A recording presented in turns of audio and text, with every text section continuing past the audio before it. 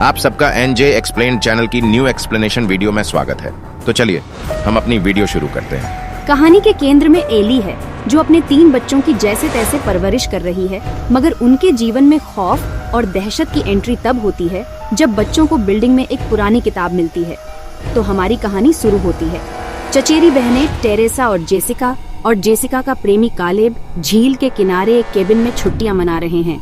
तभी बीमार जेसिका झील के ऊपर उड़ने से पहले टेरेसा को मार देती है और कालेब का सिर धड़ से अलग कर देती है। एक दिन पहले यह जानकर परेशान होकर कि वह गर्भवती है, गिटार तकनीशियन बेथ अपनी बहन एली, एक टैटू कलाकार और किशोर डैनी और ब्रिजेट और बच्चे कैसी की एकल मां मोंडे अपार्टमेंट में उनके घर, जो कि एक निंदाग्रस्त लॉस एंजल्स अपार्टमेंट परिसर है, से मिलने गई। इमारत भूकंप से हिल गई है, जबकि बच्चे इसके बेसमेंट पार्किंग स्थल में हैं, जिससे एक छिपे हुए कक्ष का पता चलता है।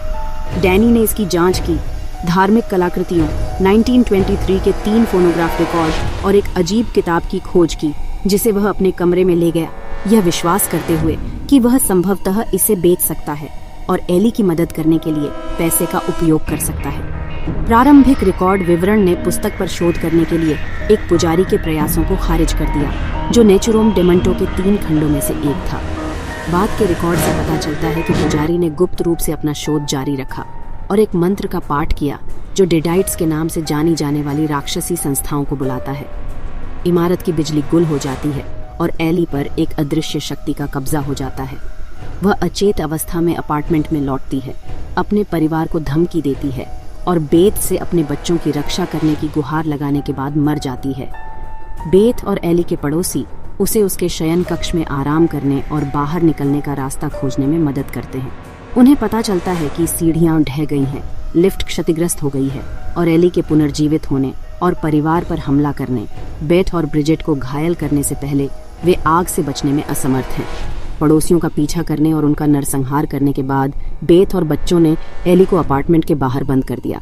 डैनी ने बेथ के सामने नेचुरोम डेमोंटो को वापस पाने की बात कबूल की और एली ने कासी पर हमला करने से पहले उसे दरवाजा खोलने के लिए उकसाया। जबकि डैनी और बेथ कासी को बचाने और एली को बाहर बंद करने में विचलित हो जाते हैं, ब्रिजेट उसके घाव के कारण वशीभूत हो जाती है। ब्रिजेट डैनी और कैसी पर हमला करने से पहले बेथ पर हमला करती है, जो अनजाने में टूटे हुए झाड़ू के हैंडल से उसके सिर में छेद कर देती है। बेथ तीसरे रिकॉर्ड को यह समझने के लिए सुनती है कि डेडाइट्स को कैसे भगाया जाए, लेकिन उसे पता चलता है कि पुजारी विफल हो गया था और उसके सभी सहयोगियों पर कब्जा कर लिया।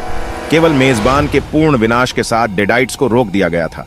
ब्रिजेट पुनर्जीवित हो जाती है और डैनी को घातक रूप से चाकू मार देती है, जो मरने से पहले ब्रिजेट को आग लगा देता है, क्योंकि एली वेंट का उपयोग करके अपार्टमेंट में घुसपैठ करती है। ये महसूस करते हुए कि बेथ गर्भवती है, एली उससे भ्रूण को चीरने का प्रयास करती है, लेकिन बेथ और कैसी उसे कैंची से अक्षम करने में सक्षम है। एली कैसी को भावनात्मक रूप से हेर फेर करने में विफल रहती है, जो स्वीकार करती है कि उसकी मां पहले ही जा चुकी है। डैनी और पड़ोसियों के शव कब्जे में हैं, जिसके कारण बेथ और कैसी को क्षतिग्रस्त लिफ्ट में शरण लेनी पड़ी। एली, ब्रिजेट और डैनी एक बहुअंग वाले प्राणी में विलीन हो जाते हैं, जिसे मैराउडर से के नाम से जाना जाता है, और जोड़ी पर हमला करने के लिए लिफ्ट के ऊपर चढ़ जाते हैं, क्योंकि लिफ्ट खून से भर जाती है। संयुक्त भार के कारण लिफ्ट भूतल पर गिर जाती है, जिससे बेथ और कासी पार्किंग स्थल में भाग जाते हैं। मारॉडर कासी को पकड़ लेता है और जंजीर से उसका सिर काटने का प्रयास करता है, लेकिन बेथ वापस लौटती है और उसका ध्यान भटका देती है, और वह और कासी के शरीर को लकड़ी के टुकड़े में जबरदस्ती डालकर नष्ट कर देते हैं। एली का कटा हुआ सिर बेथ को ताना मारते हुए कहता है कि वह एक मां के रूप में असफल होगी, जिससे वह एली के सिर को टुकड़े में लात मारने के लिए प्रेरित होती है। बेथ और कैसी एक साथ इमारत से भाग निकले। अगली सुबह जेसिका अपनी छुट्टियों के लिए निकलने के लिए पार्किंग स्थल पर जाती है, जहां उस पर एक अदृश्य शक्ति द्वारा हमला किया जाता है। अगर आपको यह एक्सप्लेनेशन वीडियो अच्छी लगी तो कृपया करके एनजे एक्सप्लेन्ड चैनल को सब्सक्राइब और इस वीडियो को लाइक कर दीजिए।